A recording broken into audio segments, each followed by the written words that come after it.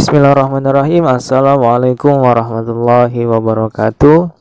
Halo teman-teman, bagaimana kabarnya hari ini? Ya, semoga kita selalu diberikan kesehatan dan selalu dilindungi oleh Allah Subhanahu wa taala. Amin ya rabbal alamin. Ya, alhamdulillah teman-teman, kita hari ini berjumpa kembali di mata pelajaran prakarya. Nah, sebelumnya kita sudah membahas tentang membuat desain konstruksi instalasi listrik rumah tangga. Nah, hari ini kita akan melanjutkan pembahasan di bab 6 tentang instalasi listrik rumah tangga. Hampir semua bentuk kenyamanan hidup modern saat ini bergantung pada listrik. Listrik merupakan istilah yang tidak asing lagi di telinga kita. Hampir setiap hari kita selalu menggunakan listrik, teman-teman. Baik itu menerangi rumah, menerangi jalan, menerangi bangunan yang lain. Listrik juga digunakan sebagai peralatan elektronik lainnya yang membutuhkan listrik untuk dapat digunakan, teman-teman. Jadi oleh karena itu, instalasi listrik rumah tangga harus dipasang dengan baik dan aman. Agar kenapa? Agar terhindar dari konsleting dan lebih fatalnya lagi akan mengakibatkan terjadinya kebakaran, teman-teman. Jadi pemasangan instalasi listrik rumah tangga harus dipasang dengan baik dan aman, teman-teman. Teman-teman, jadi hari ini kita akan bab 6 tentang instalasi listrik rumah tangga. Teman-teman, saya harap teman-teman menyimak videonya sampai selesai ya. Yang pertama, kita akan membahas pengertian rangkaian instalasi listrik. Listrik atau kelistrikan merupakan sesuatu yang timbul disebabkan karena terdapat muatan listrik. Muatan listrik yang timbul terjadi disebabkan adanya pergesekan antara elektron dan proton. Adapun instalasi listrik dapat diartikan sebagai rangkaian terintegrasi yang menghubungkan sumber listrik menuju rumah masyarakat dengan media penghantar atau disebut dengan konduktor. Sifat listrik tidak dapat terlihat tetapi dapat dirasakan, teman-teman. Kilatan petir ataupun percikan api yang terdapat di dalam instalasi listrik merupakan akibat adanya lonjakan elektron yang mengalir ke sebuah media penghantar. Di Indonesia sendiri, dalam dunia teknik listrik ada aturan yang disebut dengan PUIL, yang artinya persyaratan umum instalasi listrik.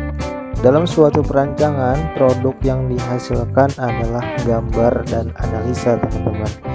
Gambar dalam bahasa teknik yang diwujudkan dalam kesepakatan simbol. Gambar ini dapat berupa sketsa, kemudian gambar perspektif, kemudian gambar proyeksi, gambar dana, serta gambar situasi. Dalam rangkaian instalasi listrik, terdapat besaran listrik dan satuan-satuan yang umum digunakan dalam sistem kelistrikan. Yang pertama, arus listrik.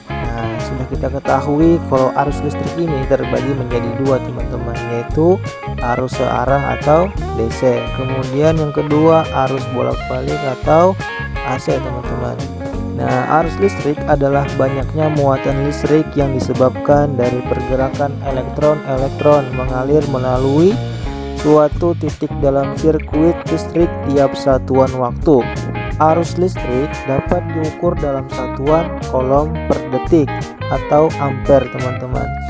Contoh arus listrik dalam kehidupan sehari-hari berkisar dari yang sangat lemah dalam satuan mikroampere seperti di dalam jaringan tubuh kita, teman-teman, hingga arus yang sangat kuat 1-200 kiloampere seperti contohnya yang terjadi pada petir. Kemudian tegangan listrik. Tegangan listrik yaitu perbedaan potensial listrik antara dua titik dalam rangkaian listrik dan dinyatakan dalam satuan volt, biasa dilambangkan dengan huruf V. Besaran ini mengukur energi potensial dari sebuah medan listrik yang mengakibatkan adanya aliran listrik dalam sebuah konduktor listrik. Kemudian frekuensi. Frekuensi merupakan banyaknya gelombang yang terjadi dalam satu periode atau berulang pada waktu tertentu. Frekuensi dinotasikan dengan huruf F dengan satuan Hz. Kemudian daya listrik. Daya listrik didefinisikan sebagai laju hantaran energi listrik dalam rangkaian listrik. Satuan daya listrik adalah watt, yang menyatakan banyaknya tenaga listrik yang mengalir per satuan waktu joule per detik. Nah, bisa juga diartikan besarnya usaha dalam memindahkan muatan per satuan waktu, atau lebih singkatnya adalah jumlah energi listrik yang digunakan tiap detik. Kemudian energi listrik. Nah, teman-teman, energi listrik merupakan energi yang berasal dari muatan listrik yang menyebabkan medan listrik statis atau gerakan elektron dalam konduktor penghantar listrik. Energi listrik yang digunakan dalam alat listrik merupakan besarnya arus dan tegangan listrik yang mengalir pada sebuah penghantar tiap satuan waktu. Nah, energi listrik dinotasikan huruf W dengan satuan joule atau watt. Selanjutnya kita akan membahas bagian-bagian dan tata letak komponen instalasi listrik rumah tangga serta fungsinya. Komponen instalasi listrik rumah tangga, kebanyakan teman-teman kita belum mengetahui komponen pada jaringan instalasi listrik yang terpasang di rumah kita, teman-teman. Nah, apa saja dan fungsinya apa saja? Nah, hanya sebagian saja kita mengetahui, seperti meteran listrik, pengaman listrik, kabel listrik, kemudian saklar dan stop kontak, teman-teman. Nah, dari itu kita akan membahas beberapa bagian-bagian dan fungsinya yang terdapat pada komponen instalasi listrik rumah tangga. Nah, teman-teman, yang pertama ada meteran listrik atau Wärmegrenzer.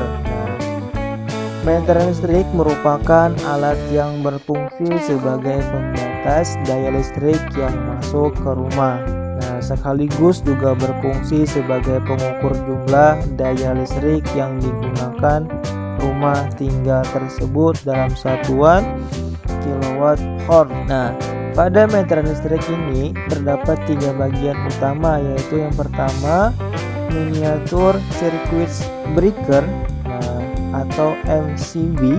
Nah, berfungsi untuk memutuskan aliran daya listrik secara otomatis jika daya yang dihantarkan melebihi nilai batasannya. Nah, MCB ini bersifat on atau off dan dapat juga berfungsi sebagai saklar utama dalam rumah, teman-teman.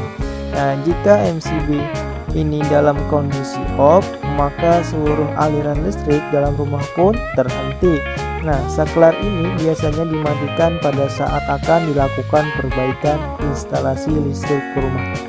Wärmegrenzer ini, teman-teman, alat ini juga berfungsi untuk mengukur besaran daya yang digunakan oleh rumah tinggal tersebut dalam satuan kilowatt hours. Nah, pada meteran listrik ini berwujud deretan angka secara analog ataupun digital yang akan berubah sesuai penggunaan daya listrik.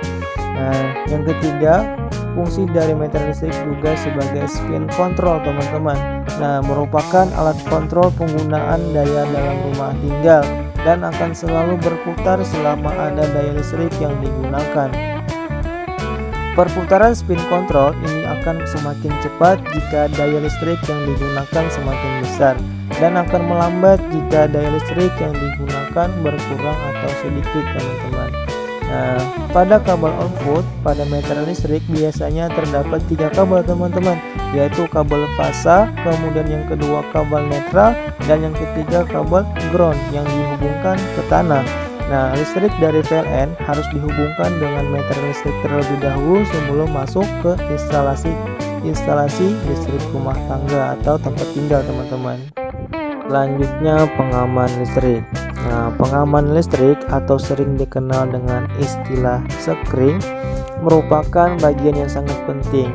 Fungsinya sebagai pengaman instalasi listrik apabila terjadi hubungan arus pendek pada jaringan atau beban dengan cara memutuskan arus listrik. Nah, terdapat dua macam pengaman listrik pada instalasi listrik rumah tangga. Yang pertama ada pengaman listrik jenis lebur. Nah, pengaman listrik jenis lebur sering dikenal dengan nama sekring atau fuse. Nah, sistem kerja pengaman jenis lebur yaitu kawat yang ada di dalam sekring akan melebur dan putus apabila terjadi hubungan singkat pada jaringan instalasi ataupun pada peralatan instalasi. Nah, seiring dengan perkembangannya, sekring jenis lebur diganti dalam bentuk tombol, teman-teman. Nah, keunggulannya adalah apabila sekring terputus, maka akan menormalkan kembali cukup dengan menekan tombol kecil yang ada pada sekring tersebut, teman-teman. Dan yang kedua, pengaman listrik jenis thermal. Nah, pengaman listrik jenis thermal atau sering dikenal dengan nama miniatur circuit breaker merupakan jenis pengaman listrik yang bekerja dengan sistem thermal atau panas. Nah, apabila terjadi kelebihan beban, daya ataupun terjadi hubungan arus pendek, pengaman listrik jenis thermal akan memutuskan arus listrik secara mekanis. Nah, untuk mengembalikan ke posisi normal, cukup dengan menarik saklar yang ada pada pengaman listrik dalam posisi on. Selanjutnya ada kabel listrik. Kabel listrik merupakan komponen listrik yang berfungsi untuk menghantarkan energi listrik ke sumber-sumber beban listrik atau alat-alat listrik, teman-teman. Nah, untuk instalasi listrik rumah tangga, kabel yang digunakan biasanya berjenis NYE. Nah, kabel jenis ini merupakan kabel listrik yang berisolasi PVC. Nah, dan berintikan atau berisi satu kawat. Nah, jenisnya adalah kabel udara atau tidak ditanam dalam tanah. Kabel listrik ini biasanya berwarna merah, hitam, kuning, ataupun biru, teman-teman. Nah, isolasi kawat penghantarnya hanya satu lapis, sehingga tidak cukup kuat terhadap gesekan atau tekanan atau gigitan binatang seperti tikus, teman-teman. Karena kelemahan pada isolasinya tersebut, maka dalam pemasangan diperlukan pelapis luar dengan menggunakan pipa dari PVC atau besi, teman-teman, agar aman.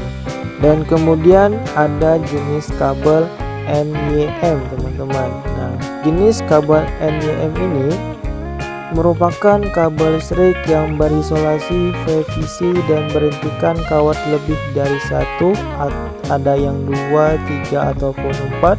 Nah, jenis kabel udara dengan warna isolasi luar biasanya putih dan warna isolasi bagian dalam beragam karena isolasi yang rangkap. Inilah maka kabel listrik NYM ini relatif lebih kuat terhadap gesekan atau tekanan, teman-teman. Nah, teman-teman, selanjutnya ada saklar. Nah, saklar pada instalasi listrik rumah tangga. Saklar merupakan komponen yang berfungsi untuk menghidupkan dan mematikan lampu. Nah, berdasarkan jumlah tombol tiap saklar dapat dibedakan menjadi dua macam.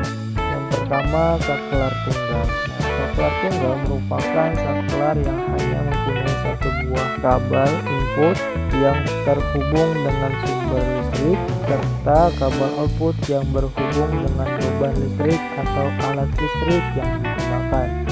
Kemudian ada saklar menjemuk. Nah, saklar menjemuk merupakan saklar yang memiliki satu buah kabel input yang terhubung dengan sumber listrik, namun memiliki banyak kabel output yang terhubung dengan beberapa beban atau alat listrik yang digunakan. Jumlah kabel output tergantung dari jumlah tombol pada saklar tersebut, teman-teman.